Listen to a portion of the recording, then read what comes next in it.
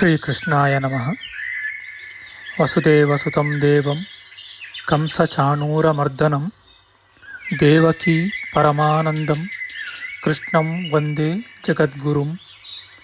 ಬ್ರಹ್ಮಸ್ಥಾನ ಸರೋಜಮಧ್ಯವಿಲಸತ್ ಚೀತಾಂಶುಪೀಠಸ್ಥಿತಂ ಸ್ಫೂರ್ಜತ್ಸೂರ್ಯರುಚಿಂ ವರಾಭಯಕರಂ ಕರ್ಪೂರಕುಂದೋಜ್ವಲಂ ಶ್ವೇತಸ್ರಗ್ವಸನಾನುಲೇಪನಯುತಂ ವಿದ್ಯುದೃಚಾ ಕಾಂತಯ ಸಂಶ್ಲಿಷ್ಟಾರ್ಧತನುಂ ಪ್ರಸನ್ನವದನಂ ವಂದೇ ಗುರುಂ ಸಾದರಂ. ಶ್ರೀಗುರುಭ್ಯೋ ನಮಃ. ಲಂಬೋದರಂ ಪರಮಸುಂದರಮೇಕದಂತಂ ರಕ್ತಾಂಬರಂ ತ್ರಿನಯನಂ ಪರಮಂ ಪವಿತ್ರಂ ಉದ್ಯದ್ದಿವಾಕರ ಕರೋಜ್ವಲಕಾಯಕಾಂತಂ ವಿಘ್ನೇಶ್ವರಂ ಸಕಲವಿಘ್ನಹರಂ ನಮಾಮಿ.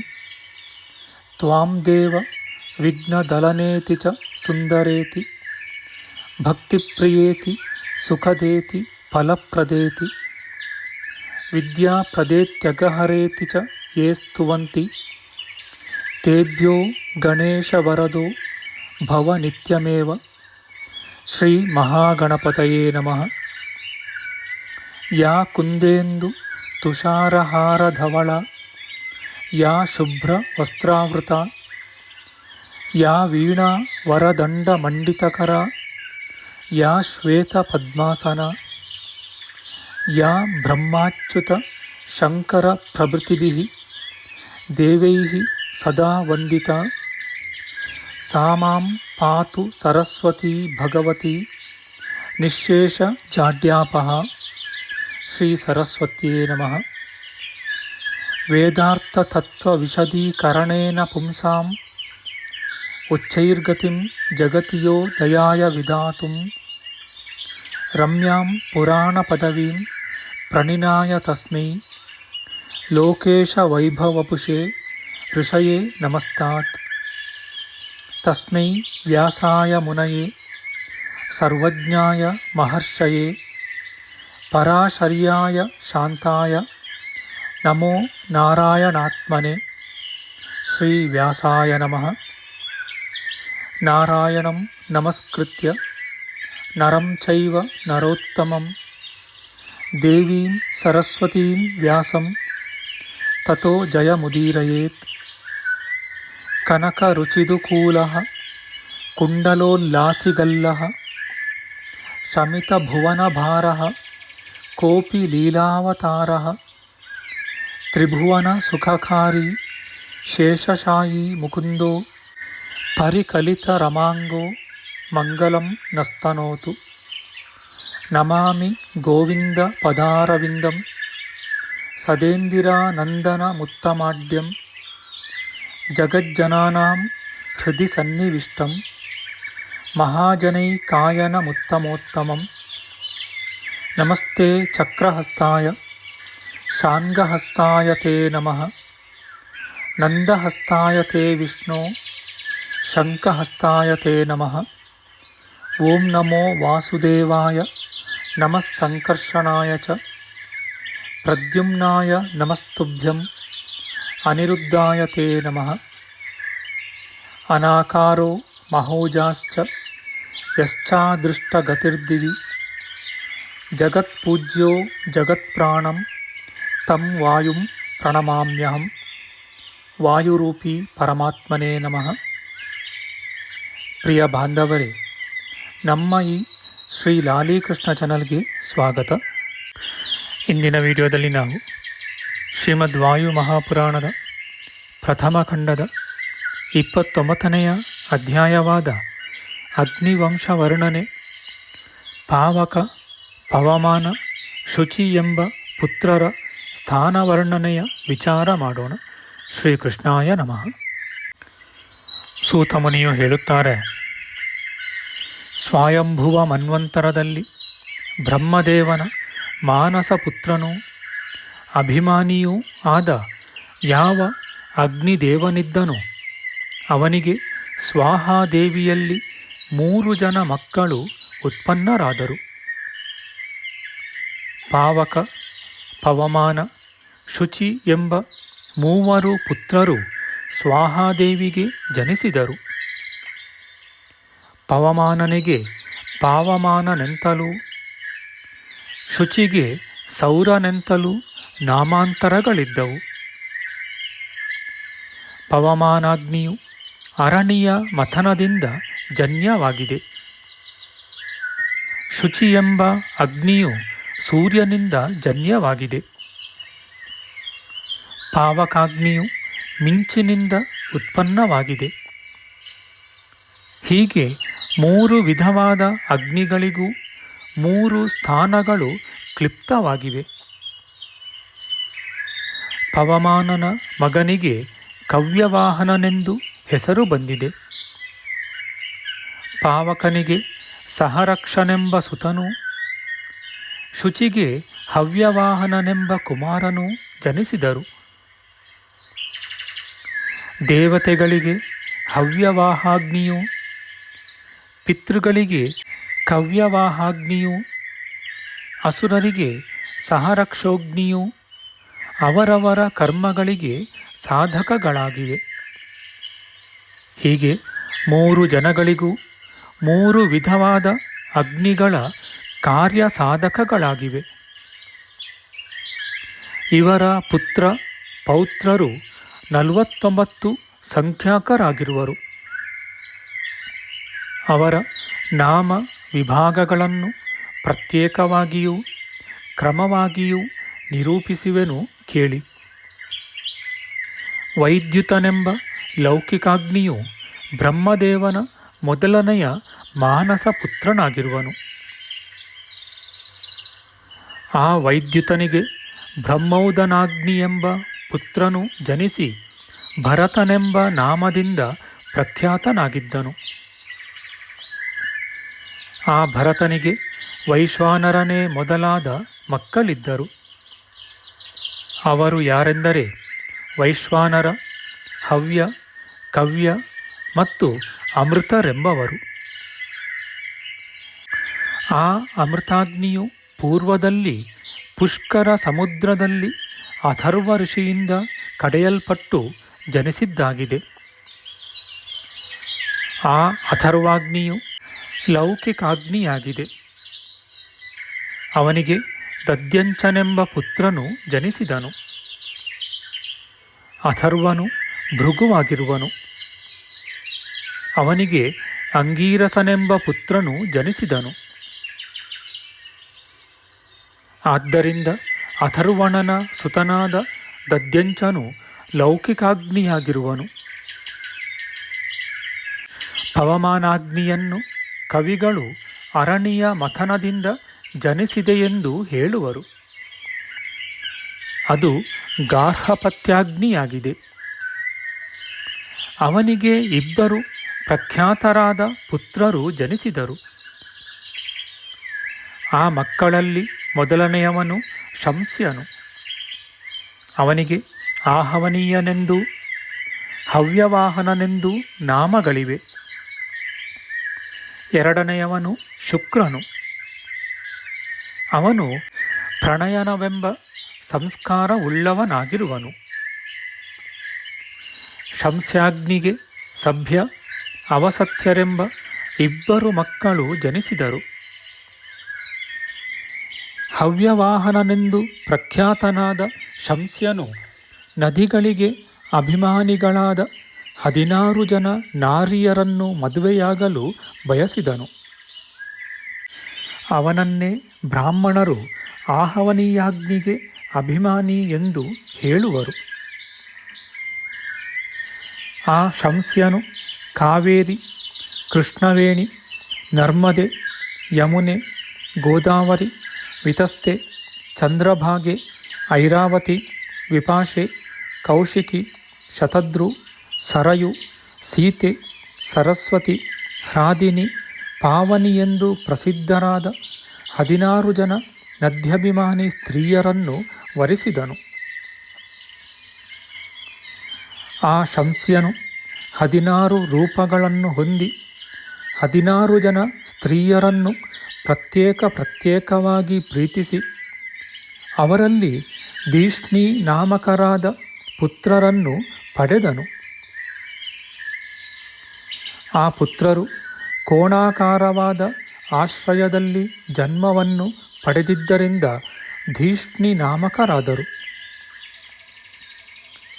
ಆ 16 ಜನ ಮಕ್ಕಳು ಕೋಣಾಕಾರವಾದ ತ್ರಿಭುಜದಲ್ಲಿ ಹುಟ್ಟಿದ್ದರಿಂದಲೂ ಸ್ವರ್ಗದಲ್ಲಿ ಸ್ವೇಚ್ಛೆಯಾಗಿ ಸಂಚಾರ ಮಾಡಿದ್ದರಿಂದಲೂ ಧೀಷ್ಣಿಗಳೆಂದು ಪ್ರಖ್ಯಾತರಾಗಿರುವರು. ನದೀಪುತ್ರರಾದ ಇವರು ತ್ರಿಭುಜದಲ್ಲಿ ಹುಟ್ಟಿದ್ದರಿಂದ ಧಿಷ್ಣಿಗಳಾಗಿರುವರು. ಅವರಲ್ಲಿ ಕೆಲವರು ಒಂದು ಸ್ಥಳದಿಂದ ಮತ್ತೊಂದು ಸ್ಥಳಕ್ಕೆ ಪ್ರಣಯನ ಸಂಸ್ಕಾರಕ್ಕಾಗಿ ಒಯ್ಯಲ್ಪಡುವುದರಿಂದ ವಿಹರಣೀಯರಾಗಿಯೂ, ಮತ್ತೆ ಕೆಲವರು ಉಪಸ್ಥಾನಕ್ಕಾಗಿ ಅಂದರೆ ಸ್ತೋತ್ರಕ್ಕಾಗಿ ಸ್ಥಾಪಿಸಲ್ಪಟ್ಟಿರುವುದರಿಂದ ಉಪಸ್ಥೇಯಾಗ್ನಿಗಳಾಗಿಯೂ ಇರುವರು. ಅವರ ಸ್ವರೂಪವನ್ನು ಸಂಕ್ಷೇಪವಾಗಿಯೂ ಕ್ರಮವಾಗಿಯೂ ವಿವರಿಸುವೆನು ಕೇಳಿ. ಋತು, ಪ್ರವಾಹಣ, ಆಗ್ನೇದ್ರ ಮತ್ತು ಪೂರ್ವದಲ್ಲಿ ಹೇಳಿದ ಧಿಷ್ಣಿಗಳು ಎಂಬ ಅಗ್ನಿಗಳು ಯಾಗದ ಪ್ರಧಾನ ಕರ್ಮದ ದಿವಸದಲ್ಲಿ ಆಯಾ ಸ್ಥಾನಗಳಲ್ಲಿ ಕ್ರಮವಾಗಿ ಸ್ಥಾಪಿಸಲ್ಪಡುತ್ತವೆ. ಆವಾಹನೋದ್ದೇಶವಿಲ್ಲದ ಸ್ತೋತ್ರಕ್ಕಾಗಿ ಸ್ಥಾಪಿಸಲ್ಪಟ್ಟ ಅಗ್ನಿಗಳ ಕ್ರಮವು ಈ ರೀತಿಯಾಗಿ ಇರುವುದು. ಅದನ್ನು ತಿಳಿಸುವೆನು ಕೇಳಿರಿ. ವೇದಿಕೆಯ ಮಧ್ಯದಲ್ಲಿ ಸಾಮ್ರಾಟ್ ನಾಮಕವಾದ ಒಂದು ಅಗ್ನಿಯು ಇರುವುದು. ಆ ಸಾಮ್ರಾಡಗ್ನಿಯು 8 ವಿಧವಾಗಿರುವುದು. ದ್ವಿಜರು ಆ ಅಗ್ನಿಗಳನ್ನು ಉಪಸ್ಥಾನ ಮಾಡುತ್ತಾರೆ. ಅವುಗಳಲ್ಲಿ ಮೊದಲನೆಯದು ಪರ್ಷದಗ್ನಿಯು, ಎರಡನೆಯದು ಚತ್ವರದಲ್ಲಿ ಇರಿಸಲ್ಪಡುವ ನಭವೆಂಬ ಅಗ್ನಿಯು, ಮೂರನೆಯದು ಬ್ರಹ್ಮಸ್ಥಾನದಲ್ಲಿರುವ ಬ್ರಹ್ಮಜ್ಯೋತಿಯಿಂದ ಪ್ರಕಾಶಿಸುವ ವಸುನಾಮಕಾಗ್ನಿಯು, ನಾಲ್ಕನೆಯದು ಸಮ್ಮಾರ್ಜನವೆಂಬ ಸಂಸ್ಕಾರವಿಲ್ಲದ ಮತ್ತು ಸೂರ್ಯಾದಿ ಸಂಪರ್ಕವಿಲ್ಲದ ಶಾಮಿತ್ರ ಸ್ಥಾನದಲ್ಲಿರುವ ಹವ್ಯಾಗ್ನಿಯು, ಐದನೆಯದು ಬ್ರಹ್ಮಸ್ಥಾನದಲ್ಲಿ ಪ್ರಖ್ಯಾತವೂ ಜಗತ್ತಿಗೆ ಉಪಯುಕ್ತವೂ ಆದ ಸಮುದ್ರಾಗ್ನಿಯು, ಆರನೆಯದು ಔದುಂಬರ ಶಾಖೆಯ ಸನ್ನಿಧಿಯಲ್ಲಿರುವ ಜ್ಯೋತಿರ್ಮಯವಾದ ಕ್ರತುಧಾಮಾಗ್ನಿಯು, ಏಳನೆಯದು ಶಾಲಾಮುಖೀಯವೆಂಬ ಬೇರೆ ಹೆಸರಿರುವ ಅಜೈಕಪಾದ ಅಗ್ನಿಯು, ಎಂಟನೆಯದು ಅಹಿರ್ಬುದ್ನ್ಯವೆಂಬ ಪರ್ಯಾಯ ನಾಮವುಳ್ಳ ಗೃಹಪತಿಯೆಂಬ ಅಗ್ನಿಯು. ಈ ರೀತಿ 8 ಅಗ್ನಿಗಳು ಶಂಸ್ಯನ ಪುತ್ರರಾಗಿರುವರು. ಬ್ರಾಹ್ಮಣರು ಯಾವಾಗಲೂ ಈ 8 ಜನರನ್ನು ಪೂಜಿಸಬೇಕು. ಈಗ ವಿಹರಣೀಯರನ್ನೂ ಅವರ 8 ಜನ ಪುತ್ರರನ್ನೂ ಕ್ರಮವಾಗಿ ಹೇಳುವೆನು ಕೇಳಿ. ಕ್ರತು, ಪ್ರವಾಹಣ, ಆಗ್ನೇದ್ರವೆಂಬ ಅಗ್ನಿಗಳು ತ್ರಿಭುಜದಲ್ಲಿರುವ ಬೇರೆಯಾದ ಧಿಷ್ಣಿನಾಮಕವಾದ ಅಗ್ನಿಗಳೂ ಕೂಡ ಯಾಗದ ಪ್ರಧಾನ ಕರ್ಮವನ್ನು ಮಾಡುವ ದಿವಸದಲ್ಲಿ ಆಯಾ ಸ್ಥಾನಗಳಲ್ಲಿ ಸ್ಥಾಪಿಸಲ್ಪಡುತ್ತವೆ. ಆ 8 ಅಗ್ನಿಗಳ ನಾಮವು ಪರ್ಯಾಯವಾಗಿ ಈ ರೀತಿಯಲ್ಲಿದೆ. ಮೊದಲನೆಯದು ಹವ್ಯವಾಹನನೆಂಬ ಪರ್ಯಾಯ ನಾಮವುಳ್ಳ ಪೌತ್ರೇಯಾಗ್ನಿಯು, ಎರಡನೆಯ ಅಗ್ನಿಗೆ ಶಾಂತಿ, ಪ್ರಚೇತಸ್ಸು, ಸತ್ಯ ಎಂಬುದಾಗಿ ನಾಮತ್ರಯಗಳಿವೆ. ಮೂರನೆಯ ಅಗ್ನಿಗೆ ಬ್ರಹ್ಮಸ್ಥಾನಾಗ್ನಿ ಮತ್ತು ವೈಶ್ವದೇವಾಗ್ನಿ ಎಂಬ ನಾಮಗಳಿವೆ. ಭೂಮಿಯಲ್ಲಿ ಸ್ಥಾಪಿಸಲ್ಪಡುವ ಅವಕ್ಷುರಚ್ಛಾವಕವೆಂಬ ಅಗ್ನಿಯು ನಾಲ್ಕನೆಯದಾಗಿದೆ. ವೀರ್ಯವತ್ತೂ ನೈಷ್ಠೀಯ ನಾಮಕವೂ ಆದ ಉಷೀರಾಗ್ನಿಯು ಐದನೆಯದಾಗಿದೆ. ಆರನೆಯದಾದರೂ ವೈರಕ್ತಿ ಮತ್ತು ಮಾರ್ಜಾಲಿ ನಾಮಕ ಅಗ್ನಿಯಾಗಿದೆ. ಧಿಷ್ಣಿ ವಿಹರಣೀಯಾಗ್ನಿಗಳು ಕೂಡಿ ಅಷ್ಟಾಗ್ನಿಗಳಾಗಿವೆ. ಈ ಅಗ್ನಿಗಳನ್ನು ಧಿಷ್ಣ್ಯ ಸ್ಥಾನಗಳಲ್ಲಿ ಆವಾಹಿಸಿ ಯಾಗ ಮಾಡುತ್ತಾರೆ. ಧಿಷ್ಣಿ ವಿಹರಣೀಯಾಗ್ನಿಗಳಿಗೆ ಪಾವಕ ನಾಮಕವಾದ ಅಗ್ನಿಯು ಜನಿಸಿ ಜಲಗರ್ಭ ನಾಮದಿಂದ ಪ್ರಖ್ಯಾತವಾಗಿದೆ. ಯಾವ ಅಗ್ನಿಯನ್ನು ಕ್ರಮವಾಗಿ ಪೂಜಿಸಿ ಜಲದಲ್ಲಿ ಹಾಕುತ್ತಾರೋ ಅದಕ್ಕೆ ಅವಭೃತಾಗ್ನಿ ಎಂದು ನಾಮವು ಪ್ರಾಪ್ತವಾಗಿದೆ. ಅದು ಅವಭೃತ ಕರ್ಮದಲ್ಲಿ ಉಪಯೋಗವಾಗುವುದು. ಆ ಪಾವಕಾಗ್ನಿಯ ಸುತನು ಪ್ರತಿಯೊಬ್ಬ ಪುರುಷನ ಹೃದಯದಲ್ಲಿಯೂ ಇರುವವನೂ ಆದ ಅಗ್ನಿಗೆ ಜಾಠರಾಗ್ನಿ ಎಂದು ನಾಮವು ಪ್ರಾಪ್ತವಾಗಿದೆ. ಈ ಜಾಠರಾಗ್ನಿಗೆ ಮೃತ್ಯುಮಾನ್ ಮತ್ತು ವಿದ್ವಾನ್ ನಾಮಕನಾದ ಸುತನಿರುವನು. ಅನ್ಯೋನ್ಯ ಸಹಾಯವುಳ್ಳ ಆ ಅಗ್ನಿಯು ಸರ್ವಭೂತಗಳ ಹೃದಯದಲ್ಲಿ ಮಹತ್ತಾಗಿಯೂ ವ್ಯಾಪಕವಾಗಿಯೂ ಇವೆ. ಆ ಮನ್ಯುಮಂತ ನಾಮಕವಾದ ಅಗ್ನಿಗೆ ಭಯಂಕರನೂ ಸಂವರ್ತಕ ನಾಮಕನೂ ಆದ ಪುತ್ರನು ಹುಟ್ಟಿದನು. ಅವನು ಜಲವನ್ನು ಪಾನ ಮಾಡುತ್ತಾ ಬಡವಾಗ್ನಿ ಎಂಬ ಪ್ರಸಿದ್ಧಿಯಿಂದ ಸಮುದ್ರದಲ್ಲಿ ವಾಸಿಸುವನು. ಸಮುದ್ರವಾಸಿಯಾದ ಆ ಬಡಬಾಗ್ನಿಗೆ ಸಹರಕ್ಷಕನೆಂಬ ಪುತ್ರನು ಇರುವನು. ಆ ಸಹರಕ್ಷಕನಿಗೆ ಕ್ಷಾಮನೆಂಬ ಪುತ್ರನು ಜನಿಸಿ ಮನುಷ್ಯರ ಮನೆ ಮಠಗಳನ್ನು ದಹಿಸುವನು. ಆ ಕ್ಷಾಮಾಗ್ನಿಗೆ ಕ್ರವ್ಯಾದ ನಾಮಕಾಗ್ನಿಯು ಪುತ್ರನಾಗಿ ಹುಟ್ಟಿದನು. ಅವನು ಮೃತ ಪುರುಷರನ್ನು ಭಕ್ಷಿಸುವನು. ಈ ಪೂರ್ವದಲ್ಲಿ ನಿರೂಪಿಸಿರುವ ಮಕ್ಕಳು ಪಾವಕಾಗ್ನಿಯ ಮಕ್ಕಳೆಂದು ಪ್ರಖ್ಯಾತರಾಗಿರುವರು. ಅನಂತರ ಸೂರ್ಯನ ಸಂಬಂಧಿಯಾದ ಶುಚಿ ಎಂಬ ಅಗ್ನಿಯನ್ನು ಗಂಧರ್ವರು, ಅಸುರರು ಇವರೇ ಮೊದಲಾದವರು ಅರುಣಿಯಲ್ಲಿ ಮತಿಸಲಾಗಿ ಆಯುನಾಮಕವಾದ ಅಗ್ನಿಯು ಉತ್ಪನ್ನವಾಯಿತು. ಅವನು ಪೂಜ್ಯನೂ ಪಶು ಪ್ರಣಯನದಲ್ಲಿ ಉಪಯುಕ್ತನೂ ಆಗಿರುವನು. ಆ ಆಯುಷನಿಗೆ ಮಹಿಮಂತನೆಂಬ ಪುತ್ರನೂ ಅವನಿಗೆ ಶಾವಂತನೆಂಬ ಮಗನೂ ಜನಿಸಿದರು. ಆ ಶಾವಂತನು ಶ್ರೋತ್ರಿಯರು ಮಾಡುವ ಪಾಕಯಜ್ಞಗಳಲ್ಲಿ ಅಭಿಮಾನಿಯಾಗಿಯೂ ಸವನ ನಾಮಕನಾಗಿಯೂ ಇರುವನು.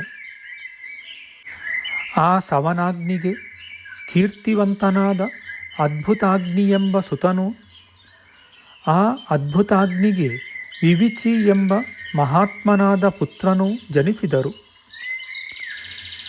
ಆ ವಿವಿಚಾಗ್ನಿಯು ಪ್ರಾಯಶ್ಚಿತ್ತ ಕರ್ಮದಲ್ಲಿ ಅಭಿಮಾನಿಯಾಗಿದ್ದು ಹೋಮ ಮಾಡಿದ ಹವಿಸ್ಸನ್ನು ಸರ್ವದಾ ಭುಂಜಿಸುವನು. ಆ ವಿವಿಚಾಗ್ನಿಗೆ ಅರ್ಕನಾಮಕ ಪುತ್ರನು ಇರುವನು. ಆ ಅರ್ಕಾಗ್ನಿಗೆ ಅನೇಕವಂತ, ಸೃಜವಂತ, ರಕ್ಷೋಹಣ, ಪಿತೃಕೃತ್, ಸುರಭಿ, ವಸು, ಅನ್ನಾದ ಅಥವಾ ರುಕ್ಮವಂತ ಎಂಬ ಮಕ್ಕಳು ಜನಿಸಿದರು. ಈ ರೀತಿಯಾಗಿ ಈ 14 ಅಗ್ನಿಗಳು ಶುಚಿ ನಾಮಕಾಗ್ನಿಗೆ ಪ್ರಜೆಗಳಾಗಿರುವರು. ಈ ಅಗ್ನಿಗಳೆಲ್ಲವೂ ಯಾಗಗಳಲ್ಲಿ ಪ್ರಣಯನದಿಂದ ಸಂಸ್ಕಾರ್ಯಗಳಾಗಿರುವವು. ಇವರೆಲ್ಲರೂ ಅಗ್ನಿ ಅಭಿಮಾನಿ ದೇವತೆಗಳಾಗಿ ಸ್ವಯಂಭುವ ಮನ್ವಂತರದಲ್ಲಿ ತಮ್ಮ ಅಧಿಕಾರವನ್ನು ನಡೆಸಿ ಹಿಂದಿನ ಸೃಷ್ಟಿಯಲ್ಲಿ ಅತೀತರಾಗಿರುವರು. ಈ ಅಗ್ನ್ಯಭಿಮಾನಿ ದೇವತೆಗಳು ವಿಹರಣ ಸ್ಥಾನಗಳಲ್ಲಿಯೂ ಚೇತನಾಚೇತನಗಳಲ್ಲಿಯೂ ಸ್ಥಾನಾಭಿಮಾನಿಗಳಾಗಿ ಪೂರ್ವಕಲ್ಪದಲ್ಲಿ ಹವಿಸ್ಸನ್ನು ಸ್ವೀಕರಿಸುವ ಅಂದರೆ ಒಯ್ಯುವ ಅಧಿಕಾರದಲ್ಲಿ ಆಸಕ್ತರಾಗಿದ್ದರು. ಕಾಮ್ಯ ನೈಮಿತ್ತಿಕಗಳಾದ ಯಜ್ಞ ಕರ್ಮಗಳಲ್ಲಿ ಈ ಅಗ್ನಿಗಳು ಪೂರ್ವ ಮನ್ವಂತರದಲ್ಲಿದ್ದು ಆಯಾ ಕರ್ಮಗಳನ್ನು ಶುಕ್ರಾದಿ ಗ್ರಹಗಳೊಡನೆ ನೆರವೇರಿಸುತ್ತಾ ಅವುಗಳ ಜೊತೆಯಲ್ಲೇ ಕಳೆದು ಹೋಗಿರುವವು. ಮತ್ತು ಅವರು ಪ್ರಥಮ ಮನ್ವಂತರದಲ್ಲಿ ತಮ್ಮ ಮಕ್ಕಳು ಮಹಾತ್ಮರು ಪುಣ್ಯಪುರುಷರೂ ಆದ ದೇವತೆಗಳು ಇವರ ಸಂಗಡ ಅತೀತರಾಗಿರುವರು. ಈ ರೀತಿಯಲ್ಲಿ ಸ್ಥಾನಗಳು ಮತ್ತು ಸ್ಥಾನಾಭಿಮಾನಿ ದೇವತೆಗಳು ಇವರನ್ನೂ ಅವರ ಸಂಖ್ಯೆಯನ್ನೂ ಮತ್ತು ಸಂತತಿಯನ್ನೂ ಅತೀತಾನಾಗತ ಮನ್ವಂತರಗಳ ವಿಷಯಗಳನ್ನು ನಿಮಗಾಗಿ ತಿಳಿಸಿರುವೆನು. ಭೂತ ಭವಿಷ್ಯದ್ ವರ್ತಮಾನ ಸರ್ವ ಮನ್ವಂತರಗಳಲ್ಲಿರುವ ಅಗ್ನ್ಯಭಿಮಾನಿ ದೇವತೆಗಳ ಸ್ವರೂಪವನ್ನು ತಿಳಿಸಿರುವೆನು. ಅವರೆಲ್ಲರೂ ಮಹಾ ತಪಸ್ವಿಗಳೂ ಬ್ರಹ್ಮಜ್ಞಾನಿಗಳೂ ಅವಭೃತ ಸ್ನಾಯಿಗಳೂ ಪ್ರಜಾಪತಿಗಳೂ ತೇಜೋವಂತರೂ ಆಗಿರುವರೆಂದು ನಿರೂಪಿತವಾಗಿದೆ. ಶ್ವಾರೋಚಿಷಣೆ ಮೊದಲಾದ ಸಾವರ್ಣ್ಯಾಂತವಾದ 7 ಜನ ಮನುಗಳ ಅಧಿಕಾರಾವಧಿಯಲ್ಲಿ ಈ ಪೂರ್ವದಲ್ಲಿ ಹೇಳಿದ ಎಲ್ಲ ಅಗ್ನಿಗಳಿಗೂ ನಾಮ ರೂಪ ಪ್ರಯೋಜನಗಳು ಸಮಾನವಾಗಿಯೇ ಇರುವವು. ವರ್ತಮಾನ ಕಾಲದಲ್ಲಿರುವ ಅಗ್ನಿಗಳು ಆ ಕಾಲದಲ್ಲಿರುವ ದೇವತೆಗಳ ಸಂಗಡವೇ ಇರುವವು. ಭವಿಷ್ಯತ್ಕಾಲದ ಅಗ್ನಿಗಳು ಭವಿಷ್ಯತ್ಕಾಲದ ದೇವತೆಗಳ ಸಂಗಡವೇ ಕೂಡಿರುವವು. ಈ ರೀತಿಯಾಗಿ ಅಗ್ನಿಗಳ ವಿಷಯಗಳನ್ನು ಅವರ ಸಂತತಿಯೊಡನೆ ಕ್ರಮವಾಗಿಯೂ ವಿಸ್ತಾರವಾಗಿಯೂ ನಿರೂಪಿಸಿರುವೆನು. ಮುಂದೆ ಪಿತೃದೇವತೆಗಳ ವಿಷಯಗಳನ್ನು ಕ್ರಮವಾಗಿ ನಿರೂಪಿಸುವೆನು. ಇತಿ ಶ್ರೀ ಮಹಾಪುರಾಣೆ ವಾಯುಪ್ರೋಕ್ತೆ ಅಗ್ನಿವಂಶವರ್ಣನಂ ನಾಮ 39 ಶ್ರೀಕೃಷ್ಣಾರ್ಪಣಮಸ್ತು. ನಮ್ಮ ಮುಂದಿನ ವಿಡಿಯೋದಲ್ಲಿ ನಾವು ಶ್ರೀಮದ್ ವಾಯು ಮಹಾಪುರಾಣದ ಪ್ರಥಮ ಖಂಡದ 30ನೆಯ ಅಧ್ಯಾಯವಾದ ದಕ್ಷ ಶಾಪ ವರ್ಣನೆ, ದಕ್ಷ ಪ್ರಜಾಪತಿಯ ಜನನ, ಸತೀದೇವಿಯ ಉತ್ಪತ್ತಿ, ರುದ್ರದೇವನ ವಿವಾಹ, ಸತೀದೇವಿಯ ದೇಹತ್ಯಾಗ, ಈಶ್ವರನ ಶಾಪ, ಪುನಃ ದಕ್ಷನ ಜನನ, ಈಶ್ವರ ಸ್ತೋತ್ರದ ವಿಚಾರ ಮಾಡೋಣ. ಆಧ್ಯಾತ್ಮಿಕ ಚರ್ಚೆ ಮತ್ತು ವಿಚಾರ ವಿನಿಮಯಕ್ಕಾಗಿ ಶುರು ಮಾಡಿದ ಈ ಚಾನಲ್ನಲ್ಲಿ ನಾವು ಅಪ್ಲೋಡ್ ಮಾಡುವ ಎಲ್ಲ ವಿಡಿಯೋಗಳನ್ನು ಸಂಪೂರ್ಣವಾಗಿ ನೋಡಿ ನಿಮ್ಮ ಸಲಹೆಗಳನ್ನು ಕಮೆಂಟ್ ಬಾಕ್ಸ್ನಲ್ಲಿ ಬರೆಯಿರಿ. ಈ ಚಾನಲ್ಗೆ ಸಬ್ಸ್ಕ್ರೈಬ್ ಮಾಡಿ ಹಾಗೂ ಬೆಲ್ ಬಟನ್ ಒತ್ತಿ ನಾವು ಹಾಕುವ ಎಲ್ಲ ವಿಡಿಯೋಗಳನ್ನು ನೋಡಿ ಪ್ರೋತ್ಸಾಹಿಸಿ. ಕೃಷ್ಣಂ ನಾರಾಯಣಂ ವಂದೇ ಕೃಷ್ಣಂ ವಂದೇ ವ್ರಜಪ್ರಿಯಂ ಕೃಷ್ಣಂ ದ್ವೈಪಾಯನಂ ವಂದೇ ಕೃಷ್ಣಂ ವಂದೇ ಪೃತಾಸುತಂ ಶ್ರೀಕೃಷ್ಣಾಯ ನಮಃ.